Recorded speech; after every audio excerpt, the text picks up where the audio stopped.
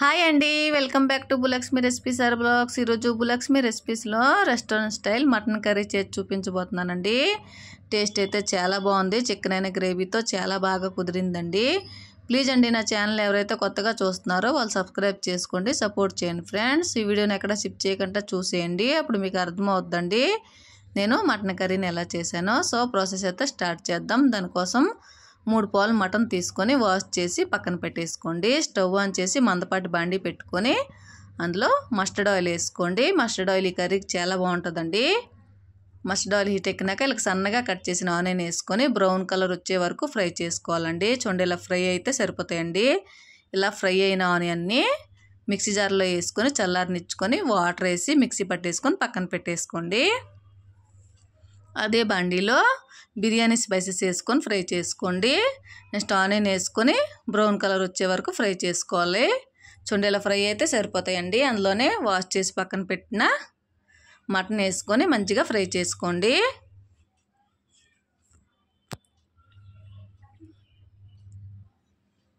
ఇప్పుడు 1 నిమిషం పాటు మూత పెట్టి ఉడకనివ్వండి. చూడండి, 1 నిమిషం తర్వాత మూత తీసి ఒకసారి కలిపేసుకోండి. అందులోనే రుచికి తగ్గట్టు సాల్ట్ వేసుకోండి. ఇప్పుడు కొంచెమే యాడ్ చేసుకోవాలండి. తర్వాత సరిపోకపోతే మరలా యాడ్ చేసుకోండి. ఎక్కువైపోతే బాగోదు కదండి. ఒకసారి కలవబెట్టేసుకోండి. కలవబెట్టి మూత పెట్టి 1 నిమిషం పాటు ఉడకనివ్వండి. 1 నిమిషం తర్వాత మూత తీసి అందులోనే అల్లం వెల్లుల్లి పేస్టు, ఆనియన్ పేస్ట్ అండి వేసుకోండి. 2 టమాటాలు అండి నేను మిక్సీ పట్టేసుకుని ఆ పేస్ట్ అయితే వేసుకొని మంచిగా ఫ్రై చేసుకోవాలండి. మంటని మీడియం ఫ్లేమ్లో పెట్టి ఫ్రై చేసుకోండి. ఇప్పుడు ఇందులోనే 2 స్పూన్లు ధనియాల పౌడరు, 1 స్పూన్ పసుపు, 2 స్పూన్లు కారం అండి. ఎక్కువ కారం తినేవాళ్ళు ఎక్కువ యాడ్ చేసుకోండి. వేసుకొని మంచిగా ఫ్రై చేసుకోవాలండి.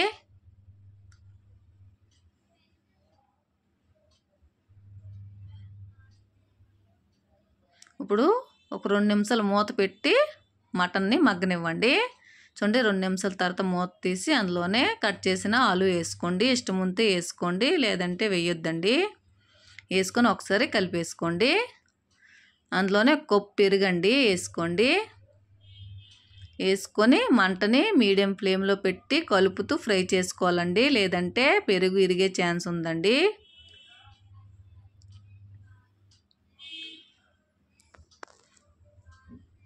చూడండి, ఇలా మంచిగా కలుపుకున్న తర్వాత అందులోనే ఎవరెస్ట్ మీట్ మసాలా వేసుకోండి.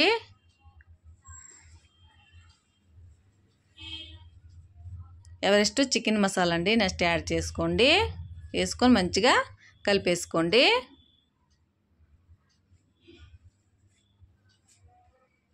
అందులోనే సాల్ట్ చూసుకున్నానండి, నేనైతే సరిపోలేదు, అందుకని మరలా యాడ్ చేస్తున్నాను. చేసుకొని మరొకసారి కలవబెట్టేసుకోండి. అందులోనే వాటర్ వేసి ఒకసారి కలిపేసుకొని మంటని లో ఫ్లేమ్లో పెట్టి మూత పెట్టి ఉడికించుకోండి. అప్పుడు వాటర్ దగ్గర పడదు, ముక్క అయితే మంచిగా ఉడికేస్తుందండి. ఒక 5 నిమిషాలు అలా ఉడికించుకోండి లో ఫ్లేమ్లో. చూడండి, 5 నిమిషాల తర్వాత చూస్తే నా కర్రీ అయితే రెడీ అయిపోయిందండి.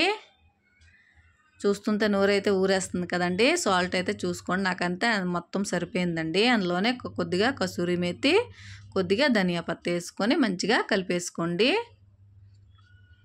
అంతేనండి, ఎంతో టేస్టీ అయిన మటన్ కర్రీ అయితే రెడీ. సర్వ్ చేసుకొని తినేయడమే. ఒకసారి చూసుకోండి మటన్ ఉడికిందో లేదో. నాకైతే చాలా బాగా ఉడికిందండి. కుక్కర్ లేకపోయినా చూసారండి ఎంత బాగా ఉడికిందో.